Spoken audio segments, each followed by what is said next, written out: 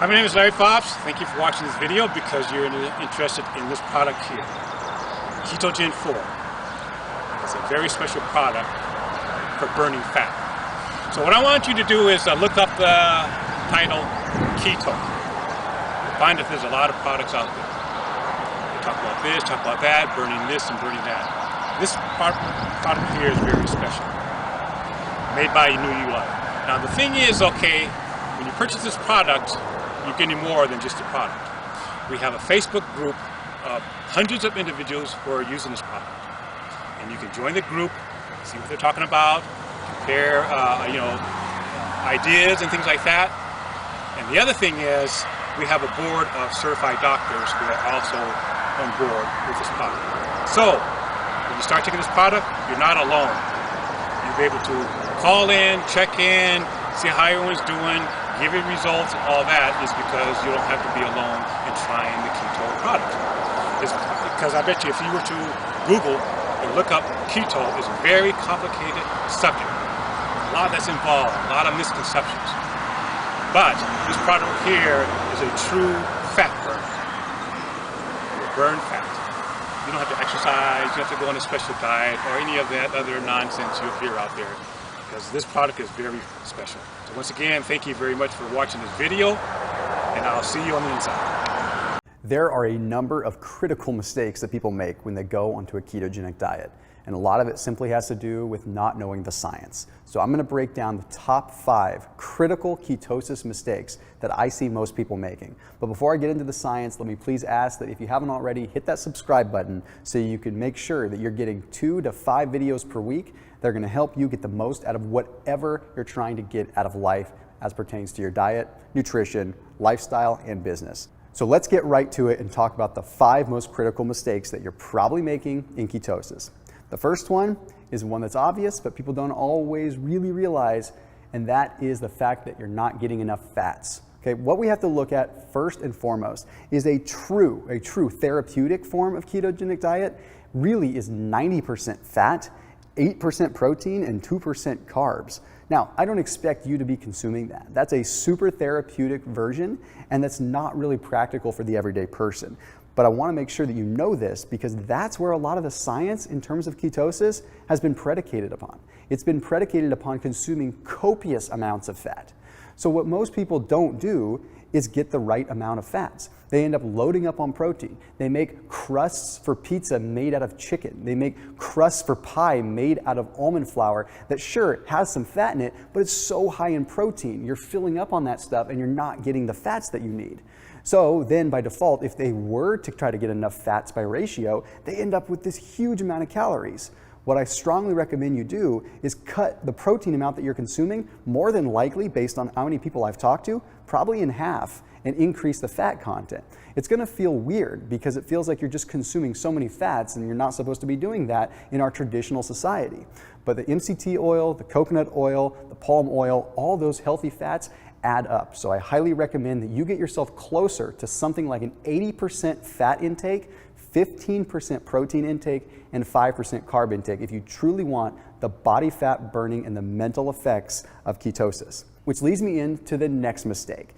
That mistake is not measuring properly.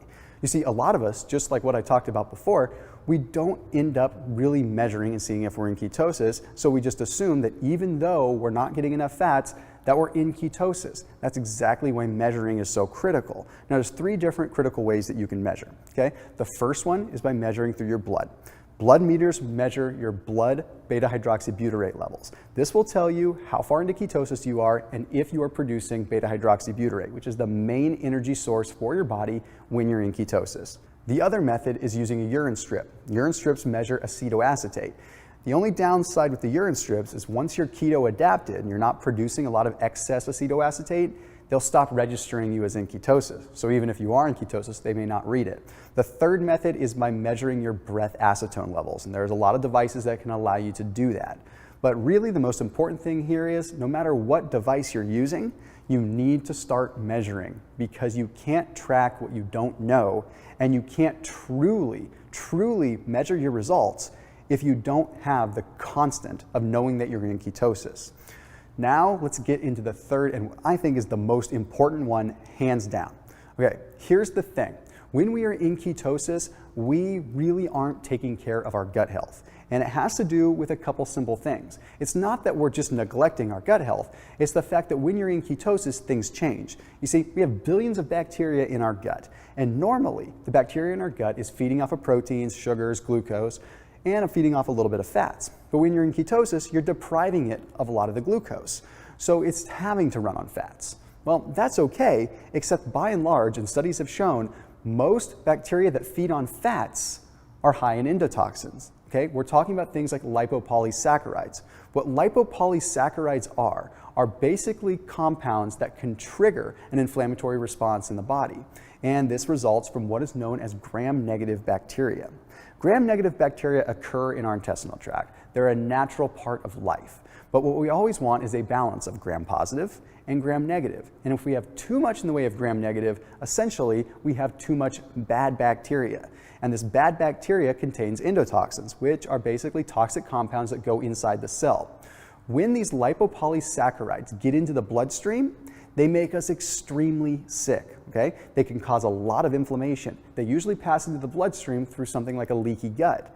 So when we're in ketosis, we have to be super careful because our endotoxins and our lipopolysaccharides are sky high. So we have to start taking some drastic measures. There's even one study that laid it out pretty good. This study by the Journal of Diabetes found that those that were consuming a high-fat diet, in this particular case, 72% fat, which sounds pretty close to what you would be consuming on a ketogenic diet, ended up having extremely elevated levels of endotoxins, high levels of lipopolysaccharides. So therefore, we were able to see that yes, a high-fat diet does correlate with lipopolysaccharides and high levels of endotoxins. So I hope I'm not scaring you away from ketosis. I'm just telling you that there might be something you need to do. And what I highly recommend doing is utilizing bone broth whenever possible. Here's the thing. Remember the gram-negative bacteria I talk about? Well, now that only really becomes a problem when it crosses through the intestinal tract and gets into the bloodstream, which occurs when you have a leaky gut or when your gut mucosa is broken down. So that's why you want to be consuming bone broth whenever possible, simply because bone broth has the collagen in it that's going to help support that mucosal layer so that that doesn't cross into your bloodstream. Additionally, it has glutamine in it, which not only is tremendous for your immune system, but it inhibits that gut mucosa breakdown in the first place. And in addition to that, it stops the apoptosis of certain bacterium. So basically what it ends up doing is it allows the proper proliferation and growth of the good bacteria, and it stops the cell dividing of the gram-negative bad bacteria. That's where bone broth plays a critical role. And those of you that know me know that I always stand behind Kettle and Fire, and you can use the code Thomas20 and pick up some bone broth if you haven't already. The link is in the description. So now let's go into the fourth most common mistake that people make, and that is simple. Not drinking enough water because it's so crazy easy to get dehydrated when you're in ketosis. Here's what you have to remember. For every 1 gram of carbohydrate that you consume, you hold approximately 3.7 to 4 grams of water. So when you start depriving your body of carbohydrates, well, then your body's going to start losing that excess water, which means you're not going to be retaining that excess water, which means that therefore you're overall dehydrated. But additionally, your insulin levels are going to be low, and insulin helps tell the kidneys how to retain water or how to flush it. When your insulin levels are low, your kidneys don't quite regulate water the way that they should. So you get dehydrated a lot easier. So you have a double whammy. You have the combination of not retaining water from the carbohydrates, and you have the kidneys working against you by flushing water. So make sure that you're constantly staying hydrated as much as possible. And the water, unfortunately, is gonna run right through you. So you're gonna probably be hitting the restroom a lot. And that leads me into the fifth most common mistake that ties right in with number 4, and that's not getting enough minerals. You see, what comes with urinating a lot? Losing a lot of minerals, losing your magnesium, losing your sodium, losing your potassium, and particularly sodium. And people freak out because they don't want sodium usually. But the simple science is that sodium is so critical for proper water retention. So make sure you're adding salt to your food when you're in ketosis. Make sure you're eating lots of things like spinach and almonds that are going to help you get the magnesium in, or at least take a magnesium supplement if you can't do that. Potassium, you're gonna get that from avocados, you're gonna get that from cream of tartar. It's really easy to get. You just wanna make sure you're adding it in. But most importantly, get the sodium in so that you get the water into the cell and into the muscle so that you can actually feel good. A lot of times the reason that people feel fatigued is either because their gut health is suffering, they don't have enough fats, or they're mineral deficient. So as always, make sure that you're paying close attention to what I say in this video so that you can get the most out of your life. And again, just for reference, I'm good friends with the guys over at Kettle&Fire, and Justin, the owner, is a very good friend of mine that we go way back. So make sure you use that code Thomas20 to get the most out of your bone broth. I will see you in the next video, and make sure you let me know what other videos you want to see in the future, particularly surrounding the world of ketosis and fasting. I'll see you soon.